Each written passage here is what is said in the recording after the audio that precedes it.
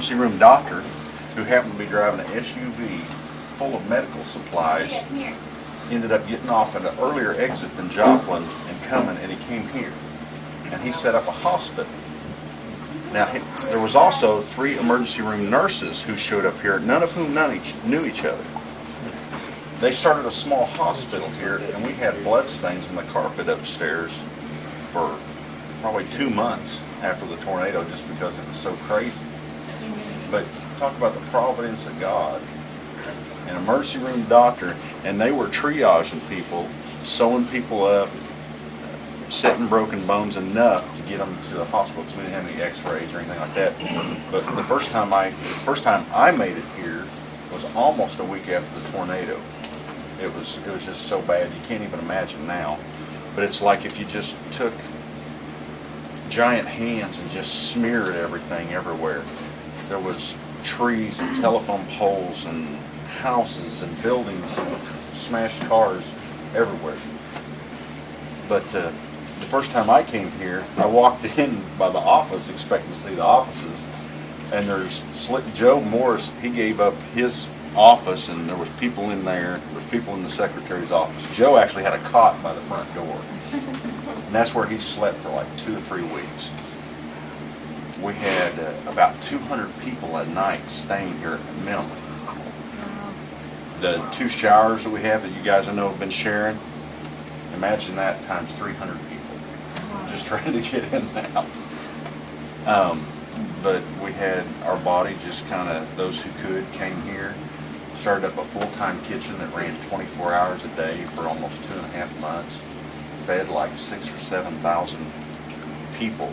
Not people that were the hundreds that were staying here, but it was 4,000 to 6,000 people, I believe, of just volunteers coming in and out from all over the country. But it was, I've never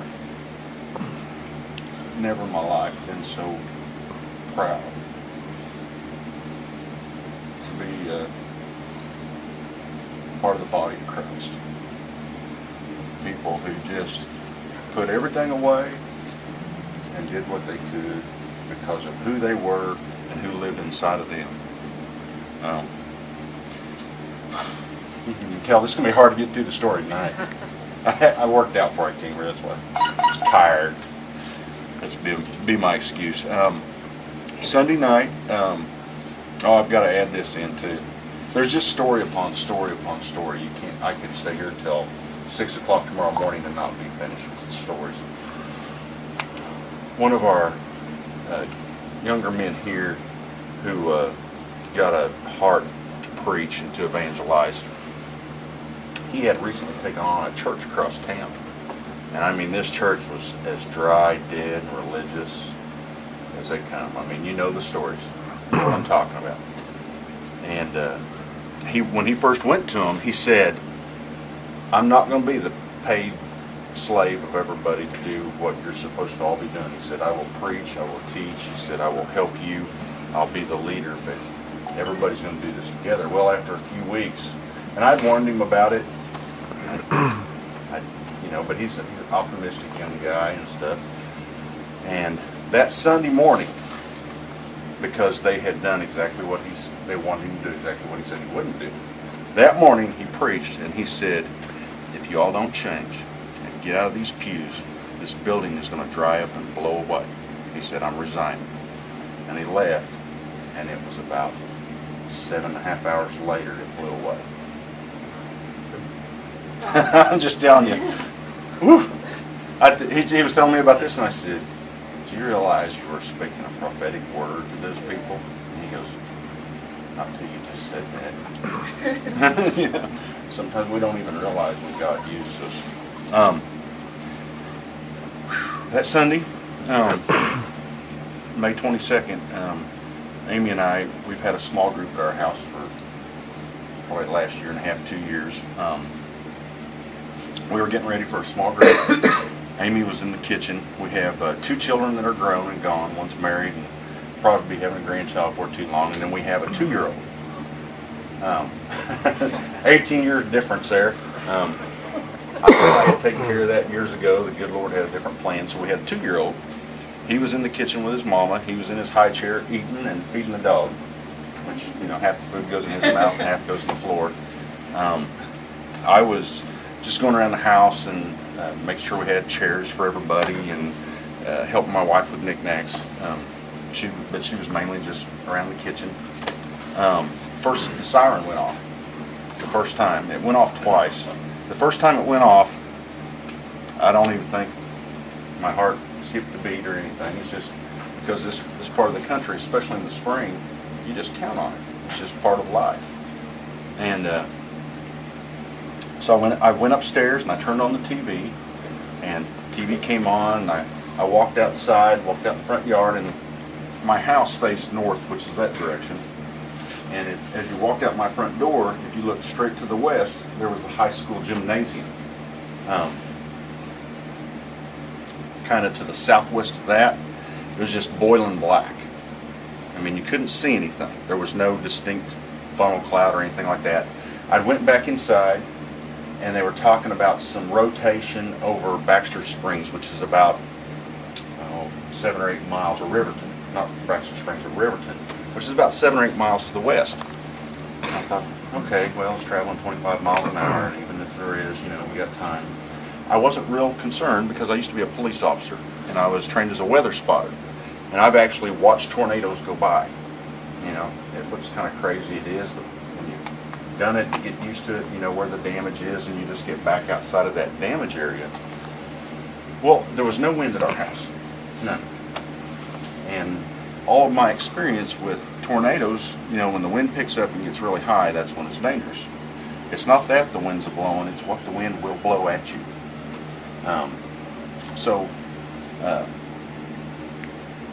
I watched it, the siren shut off. They actually shut it down. And they were just saying, be careful, you know, there's a possible tornado, but it'll be rain wrapped, because they had spotters out by this time.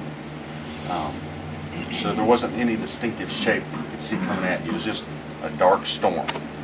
I was standing there, and Jenny Glenn, who's in charge of the children's ministry, called me on my phone, and she said, what do you want to do about small groups? Because she had some girls coming from the Baptist Student Union here to babysit the kids. They babysit them up in the children's ministry right above me.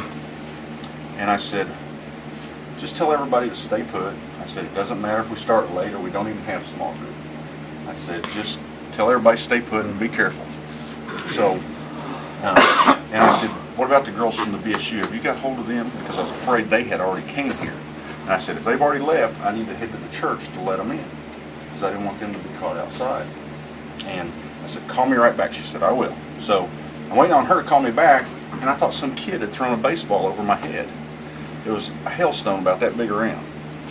Because I actually looked behind me to look for some kid that was throwing a ball or something.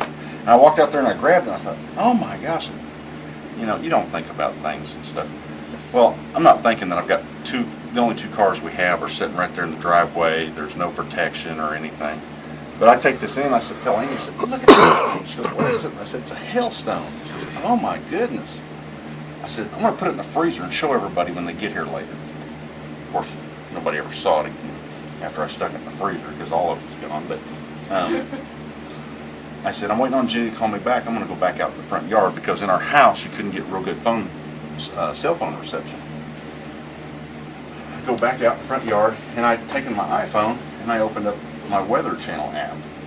It's where you can just call up the radar and everything. And I stuck it back in my pocket. Sorry.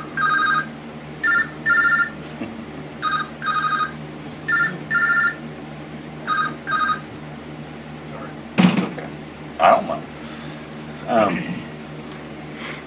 So I'd opened it up, but I stuck it back in my pocket. Well, Jenny called me back, and she said, I got hold of everybody, the girls and everybody. Everybody's just staying put. And I said, great. I said, you guys just keep your head down, because they live to the west of us. They live by St. John's, which is from my house. After the tornado, you could see St. John's, just straight southwest. So anyway, we got off the phone, and we'd been off this phone for about 5 seconds, and sirens came on. And I looked back to the southwest, and it's just boiling black. but you can't see any distinctive shape or anything. And there's no wind, no lightning, no thunder, no nothing. Just dead calm right where I'm at. And I opened up my phone, and here's this hook echo, and it's just like, it looks like it's just right there. So I walked in the house real quick, and I told Amy, I opened up our closet door, which our house used to be a split level brick. 3/4 of the house set on a concrete slab, and our kitchen, which was the middle level in the upstairs dining room, it had a crawl space about this big, and there was an inside access hole in our downstairs living room. Well, I opened up that door, and I told Amy, I said, be ready to go into the house and grab Cooper if sirens go off again. My wife, you have to know her, she's never went into the house, ever. There's gravel and spiders under there. She doesn't want nothing to do with it. And I think we've made the kids over the years that are grown and gone now, we've made them go into there like 2 or 3 times or something like that. So she caught my eye, and I'm sure she did the thing, you know, like wives usually do when they don't want to really agree. So I went upstairs, and I walked into our bedroom, and I went to grab my rechargeable flashlight. I'm thinking, you know, just in case. And I walk up and grab it. Well, I didn't notice it, but the TV was blank.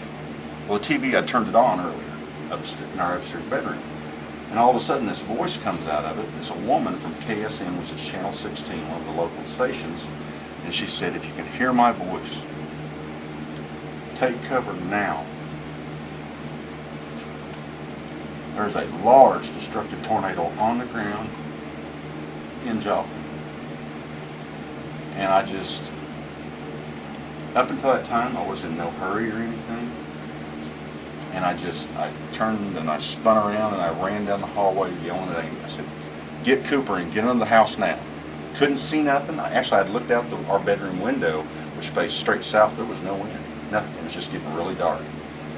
And when I came down the stairs past the front door, and I looked out the window next to the front door, there was no wind. But I went ahead and I ran on, just curved on around into the downstairs living room. I'm yelling at Amy running down the stairs, and as I come down there and got to the closet, she wasn't there, of course. Amy, where are you at? And she said, I'm in here in the computer room, which was it was the southwestern corner of the house. It was right up against our garage. The western end of our house, you had the garage. Then our house was a wood structure, and then you had the first wall of the house, which was brick, and then you had the computer room and our utility room. That was on the western end of the house. The downstairs living room was right in the center of the house, and we had a fireplace. It was every bit of 6 foot wide and 3 to 4 foot thick of double layered brick on both sides all the way around. And so I had always thought this through. If there was a tornado, not only being under the house, but you had the garage, you had a brick wall, you had this huge brick fireplace, and then not only that, but once you went down and got right there underneath the crawl space, you had 4 stairs that went up into the kitchen. So I mean, it was really beefed up and a heavy-duty structure right there. So, but Amy was in the computer room, southwest room of the house next to the garage. I didn't say anything. I just credit the Holy Spirit for that, because I'm sure I wanted to say something. But I ran in there and I ran up to her. She was pulling covers off of our futon, and I just scooped Cooper out of our youngest. His name's Cooper. Coop. I scooped him out of her arms, and I just grabbed her by her rear end and heaved her across the room. And I said, just go now. And as we came around the fireplace, we'd only heard, one time I can never remember hearing the wind when I was in that downstairs living room, and that was about 4 years ago when we got sideswiped by a tornado. And I watched a maple tree from the church across the street get blown down the street in front of our house. And that was the only time I'd ever been able to hear storm noise from that downstairs living room. Well, when we came around the fireplace, I could just hear this just grind and roar. They say a freight train. I don't know how to, if you put 1,000 of them inside of a giant blender and turned it on slow, that's what it sounded. It was just this awful grind and roar. And I told Amy, I said, I can hear the wind. Just go. Get on there, go. She went under, and I handed Cooper to her. We had a little dog. she didn't want to go. She always got in trouble. She tried to go in there because I was afraid Cooper would shut her in there and starve her or something. 2-year-old. So I shoved her under there, and as I shut the closet door and was heading down, leaning down to go in, glass started breaking upstairs in our bedroom. And I think what that was just debris being thrown off the front of it, because it was about, from the things that went through my head and praying and the things that we did, or in my mind that I was doing with Amy and Cooper, it was about 1 minute and 15 seconds from the time the glass first started breaking until I kind of came up off of Amy and Cooper. And she said, is that our windows breaking? I said, yes, it is. I said, put Cooper up against, because as soon as you went in this access hole, it dropped about that far to the gravel. And I said, put Cooper up against that slab, get in that corner and get on top of it. She did, and I got on top of her. Well, she started praying right off the bat, and Cooper was just screaming like a mashed cat. I was going through cop mode. I was like thinking, okay, what did I forget? What can I do? Is there anything else? Just trying to go through it all in my mind real quick. And it was so violent and so fast. We had telephone poles ripped through our house and all kinds of things like that. And you just can't, movies can't even come close. They just can't come close. The pressure got worse and worse. Cooper started screaming, just terrifying. And I stopped and I screamed at him and I said, Cooper, Daddy's here, baby, it's okay. And he stopped screaming, and all he started doing after that, just like a little kid will do, they'll comfort themselves. He just started going, it's okay, it's okay, it's okay. And that's all he did the rest of the time. But Amy was praying, and for the kids, for us, for the neighbors. And I was like, Lord, you know all things. We just need your hand upon us right now. And I kept thinking that's as bad as it'll get. You know, there'd be a jar, the house was shaking, our ears were popping, just horrible. You couldn't really hear. After a while, it just became like a, I don't know, it was just more vibration and shaking than anything. And it kept getting worse and worse. And I started quoting the last few verses of the first chapter of Job. I was like, Lord, if this is it, I just want my last words to praise you and to thank you. I said, blessed be your name. You give and you take. Blessed be your name forever. And the kitchen floor, the chimney, when it came down, most of the top floor ripped away and everything, the chimney broke the kitchen floor above us. And I thought it actually had crushed my wife's legs. It never even touched her or anything. But I was hovered over them and just expecting to take something through my back or something. And I was just braced, and as bad as that was, it got worse, because when the tornado actually got over the top of us, all the impacts stopped, and it just started being this rushing roar. I could feel air going over the top of us, which was totally bizarre, because underneath our house was built really, really well. And underneath that crawl space, there was no air leaks, there was no nothing. I mean, it was solid. Brick all around you, and the floors were like 2x12s on a 14-inch center or something like that. It was just a super stout floor. But when all that was breaking, and all of a sudden air started rushing across us, and then I started seeing daylight, I just grabbed Amy and Cooper, and what went through my mind is what you've seen in a bunch of news shows and stuff, where loved ones get yanked out of their arms and stuff, and that happened in this storm too. People lost kids. I think two of the families that they've been in the houses for over the extreme home makeover, that happened. Kids yanked out of their arms. And I was, of course, me, you'd have to know me, I'm the sober, goal-oriented, serious one all the time and stuff. I was just like, oh God. I said, Lord, please, I'm begging you. take us all or don't take any of us. I beg you. And I know that no man can stay the hand of God when he listens to his children. But he'd have had to rip my arms clear out of their sockets because I grabbed Amy. That was the one time she stopped praying and she said, "You're hurting me," because I had a death grip on her and Cooper. I mean, I had them locked in. They couldn't get no tighter. And the whole time, Coop is going, "It's okay, it's okay." And when Amy started screaming that I was hurting her, I said, "It's okay." But it passed.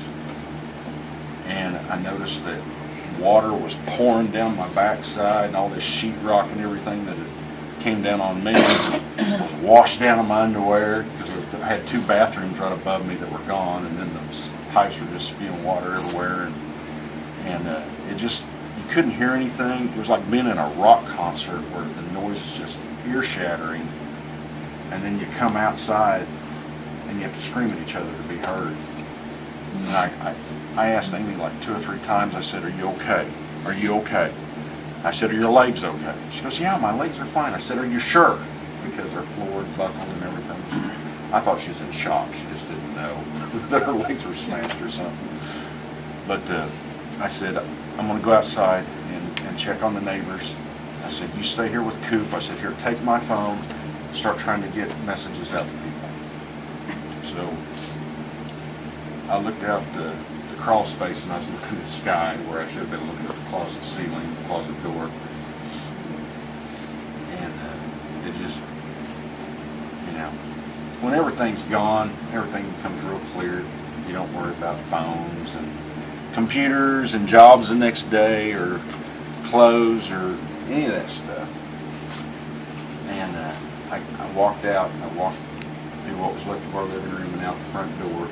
I had to kick it open and stuff because it was all busted up and everything. But I walked out and it was like something you'd seen in one of these post-apocalyptic movies where there's been a nuclear blast.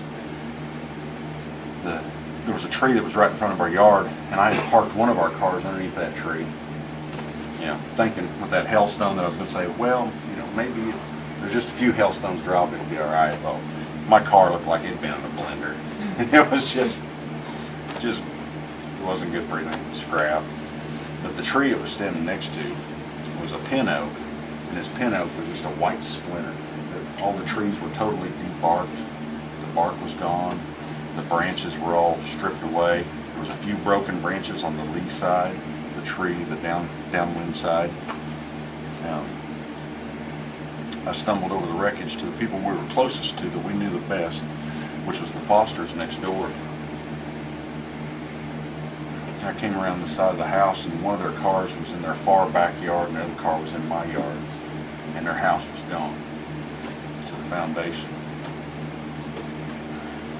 I started screaming for them and yelling, and I screamed until I sounded like a little girl whispering. It was just, I was sure they were out there in the wreckage somewhere. And what drove me back into the house, it was the lightning right behind the tornado. It was like something out of a movie. I've never seen a lightning storm that bad. It was just boom, boom. I mean, it actually shocked me out of my grief. And I went back into the house because I thought it was going to kill me. I went into the house and waited until the lightning and thunder passed. Went back out, and I didn't even try to look for Kent and Julia. I assumed they were dead. And I went out to the street next to the house, and I started walking south screaming. Well, the Greens, which were an older couple, 3 doors down and across the street, I heard somebody yelling over there, and Mr. and Mrs. Green were in their bathroom. It was the only thing left. I kid you not. The frame of 2x4s around their bathroom and the inside sheetrock, with no holes through the sheetrock, but all the insulation, everything's gone. You know, there's little wisps of insulation, that's about it, but moved a few bricks and out they walked, which is fine. So it was a lady north of her. Still don't know her name. The lady that lived north of the Greens, I said, was she home? And they said, yes, she was. We talked to her earlier. Again, the only room standing was a closet, again, with 2x4s, and you can see the back side of the sheetrock in the closet. She's in there. I climbed over what was left of her house and all this broken stuff. And I said, if you want out of here, I said, I'm going to have to piggyback you. She said, oh, honey, I can't do that. I've got on my nightgown and my house shoes. I said, I don't care if you want out. And this is me being hard. I said, if you want out of here, I said, you're going to go out on my piggyback on my back now. I said, because I'm going to have to crawl across this stuff to get you out of here, or you can stay here.